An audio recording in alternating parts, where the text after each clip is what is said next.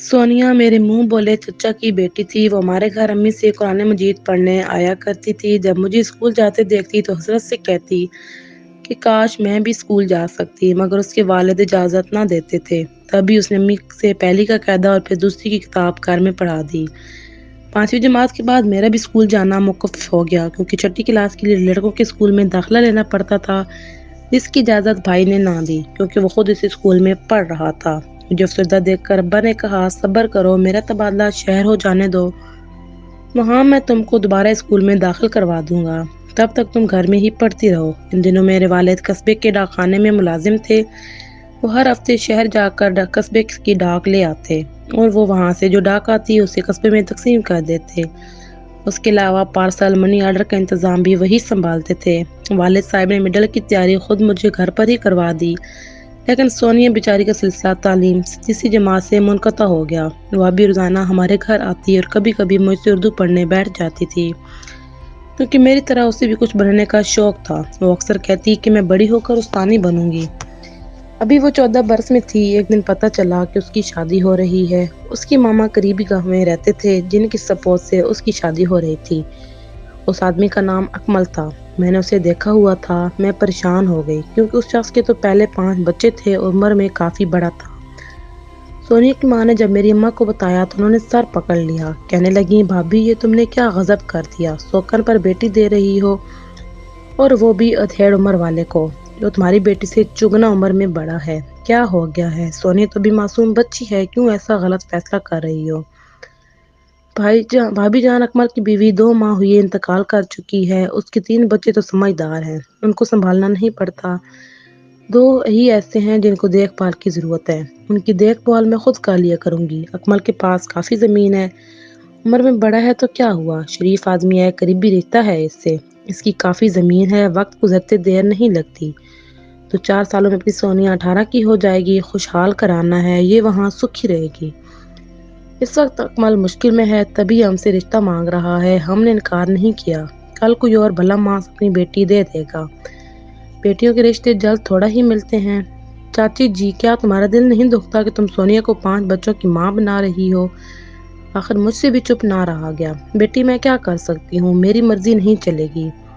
سونیا کا ماما اس کے ابا کے سر ہو گیا ہے۔ باپ مالک ہوتا ہے، جو چاہے فیصلہ کرے، ہم عورتوں کا کیا؟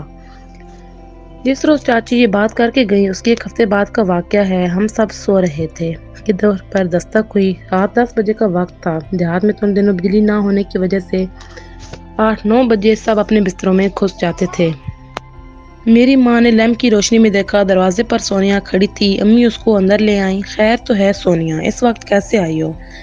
جواب میں وہ رونے لگی۔ ہم نے تسلی دی اور رونے کا سبب پوچھا۔ وہ کہنے لگی چاچی گھر والے میری شادی کر رہے ہیں اور مجھے بہت ڈر لگ رہا ہے، مجھے بھی شادی نہیں کرنی، پڑھنا ہے، اس لیے میں گھر سے چلی آئی ہوں۔ اب میں گھر نہیں جاؤں گی، آپ لوگوں کے پاس رہوں گی۔ امی نے اسے پیار کیا اور سمجھایا کہ رات کو گھر سے نکلنا ٹھیک نہیں ہے، تم آج رات ہمارے گھر سو جاؤ، تمہارے ابا لینے آئیں گے تو کہہ دوں گی میں نے بلایا تھا کہ عائشہ کی طبیعت ٹھیک نہ تھی، کل میں خود تم کو چھوڑ آؤں گی اور تمہارے والد کو سمجھانے کی کوشش کروں گی۔ سونیا اس رات ہمارے گھر سو گئی۔ اس کے گھر والے جانتے تھے، اس لیے اس کے پیچھے نہیں آئے۔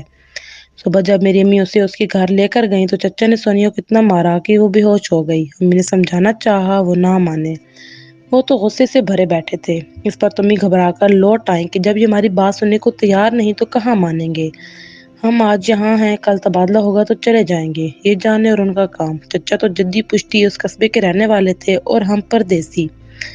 اس واقعے کے بعد امی پھر سونیا کے گھر نہ گئی۔ اس کی شادی کی تاریخ پکی کر دی گئی۔ مجھے بڑا دکھ تھا، مگر میں بھی نہیں گئی کیونکہ امی نے منع کر دیا تھا کہ اب تم ادھر مت جانا، یہ کم عقل لوگ ہیں، الزام لگا دیں گے کہ ہم نے ان کی لڑکی کو بہکا دیا ہے، اسی وجہ سے وہ شادی سے انکار کرتی ہے۔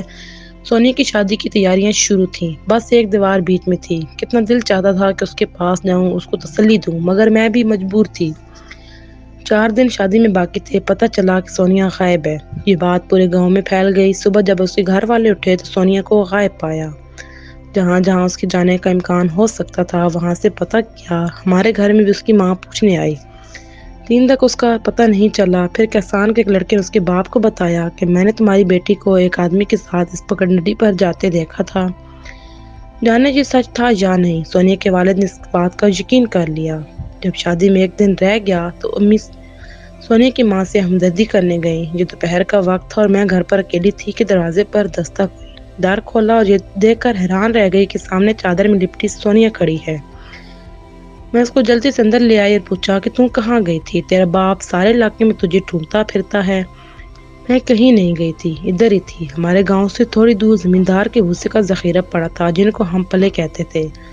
وہ بولی کہ میں پلوں میں جا کر چھپ گئی تھی۔ دن گزر جاتا تھا مگر رات میں ادھر ادھر کتے بھونکتے تھے جن سے مجھے بہت ڈر لگتا تھا۔ 2 دن سے زیادہ وہاں چھپنا ممکن ہی نہ رہا، اسی لیے تمہارے گھر آ گئی ہوں۔ گھر جاؤں گی تو ابا مارے گا، اس لیے وہاں نہیں گئی۔ وہ بھوک سے نڈھال تھی۔ پانی تو رات کو بھوسے کے ڈھیر سے نکل کر قریبی ندی سے پی لیتی تھی مگر بھوک کے لیے مولی اور گاجر کے پتے کھا کر گزارا کرتی رہی تھی۔ نکاہت سے اس بیچاری کا یہ حال تھا کہ بات بھی نہیں کر سکتی تھی۔ سہمی ہوئی چڑیا کی طرح میرے پاس دبکی بیٹھی تھی۔ عاشق خدا کے لیے مجھے کہیں چھپا دو، یہ شہر اپنے ماموں کے گھر بھجوا دو۔ میں اکمل کے ساتھ نہیں جاؤں گی، مجھے اس سے ڈر لگتا ہے۔ تم نے دیکھا ہے وہ کتنا بدصورت ہے، دیو جیسا، کالا، لمبا چوڑا۔ چہرے کی طرف دیکھنے سے دہشت آتی ہے۔ وہ رونے لگی۔ بڑی مشکل سے اسے چپ کرایا اور اصرار کر کے چاول کھلائے۔ اتنے میں امی آ گئیں اور سونیا کو میرے پاس دیکھ کر حیران رہ گئیں۔ میں نے کہا امی تم ہی اس بیچاری کو بچا لو، دیکھو یہ اکمل سے کتنا ڈری ہوئی ہے۔ بیٹی یہ پرائی لڑکی ہے، ہم کیسے اس کو کہیں چھپا سکتے ہیں؟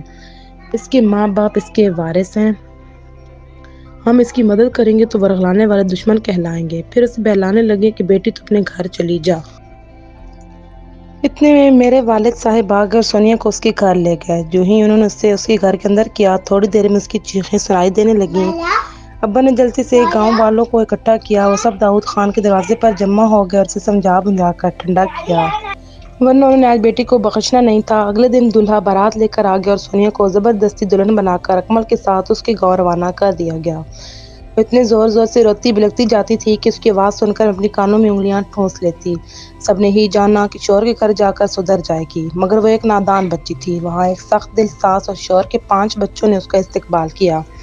سونیا جب شوہر کے قابو میں نہ آئی اور دلہن بنی ہوئی اس کے کمرے سے نکل کر کھیتوں میں بھاگی تو اکمل اس کو بالوں سے پکڑ کر گھر لے آیا اور کمرے میں بند کر کے جانے اس کے ساتھ کیا سلوک کیا کہ وہ بے ہوش ہو گئی۔ کہتے ہیں کہ دلہن نے اس کو شادی کی پہلی رات خوب مارا تھا۔ شادی کے 6 دن بعد پتہ چلا کہ وہ پھر سے بھاگ گئی ہے۔ اس بار وہ بھاگ کر اکیلی ہی اپنے گاؤں میں آ گئی، جاتی بھی کہاں؟ اسے تو اور کوئی راستے بھی پتہ نہ تھے۔ کاش اس بار گاؤں نہ آتی بلکہ کہیں اور چلی آتی، شاید کوئی خدا ترس اس کو بچا لیتا۔ اس بار وہ ہمارے گھر آنے کے بجائے ہماری استانی کے گھر جا کر چھپ گئی۔ بیچاری استانی تو پہلے ہی اس قصبے کے جاہلانہ ماحول سے ڈری رہتی تھی۔ وہ بڑی مشکل سے قصبے کے اسکول میں پڑھانے کے لیے راضی ہوئی تھی۔ اس نے سوچا کہ سونیا کی وجہ سے اس پر کوئی آفت نہ ٹوٹ پڑے۔ اس نے سونیا کو کمرے میں بٹھایا اور باہر سے کنڈی لگا کر داؤد چاچا کے گھر اطلاع کرنے چلی گئی۔ جوں ہی ان کو اطلاع ہوئی، ماں باپ دونوں سونیا کو لینے آپ پہنچے اور چیختی چلاتی لڑکی کو گھر لے آئے۔ اب ہم نے سمجھ لیا کہ سونیا کا آخری فیصلہ ہونے والا ہے، کیونکہ اس کو بار بار مار پیٹ اور سونیا کے رونے چلانے کی آواز بھی نہیں آئی۔ اکمل بھی اسے تلاش کرتا ہوا اس کے باپ کے گھر پہنچ گیا۔ سب نے مل کر فیصلہ کیا کہ اس کو جان سے مارنے کے بجائے کسی دور دراز علاقے میں فروخت کر دیا جائے۔ جان سے مارنے میں یہ قباحت تھی کہ اس کا واقعہ کا تمام گواہ گاؤں تھا۔ 1 ہفتے کے اندر باپ نے بیٹی کا سودا کر دیا اور وہ آدمی ایک رات سونیا کو ٹرک میں ڈال کر لے گیا۔ اس طرح باغی لڑکی کہہ کر باپ نے بیٹی سے نجات پا لی۔ اس کی بس خاصی موٹی رقم بھی اسے مل گئی اور لوگوں میں مشہور کر دیا کہ وہ بھاگ گئی ہے۔ لگتا تھا کہ یہ لوگ بیٹی کو انسان نہیں مال مویشی سمجھتے ہیں۔ جس شب سونیا کو وہ آدمی لے جا رہا تھا، میں نے اپنی چھت سے نظارہ یہ دیکھا تھا۔ انہوں نے سونیا کے ہاتھ پاؤں باندھ کر اس کا منہ بھی دوپٹے سے باندھ دیا تھا۔ اپنی چھت پر بیٹھ کر بہت دیر تک روتی رہی، حالانکہ ٹرک تو کب کا جا چکا تھا۔ سونیا کا افسوس اس کی ماں کو تھا یا اس کی چھوٹی بہن کو؟ ہم تینوں کافی عرصے تک اس کے لیے چھپ چھپ کر آنسو بہایا کرتے تھے۔ باقی کسی کو اس کے جانے کا دکھ نہیں تھا۔ سارا گاؤں اس کا دکھ کیوں کرتا جب اس کے اپنے باپ اور بھائی اس سے کوئی جذباتی لگاؤ نہیں رکھتے تھے؟ سب گاؤں والے تو یہی سمجھتے تھے کہ سونیا بھاگ گئی ہے، تبھی اس کو اس کے غائب ہو جانے پر اس کو کوئی تشویش یا ہمدردی نہ رہی تھی۔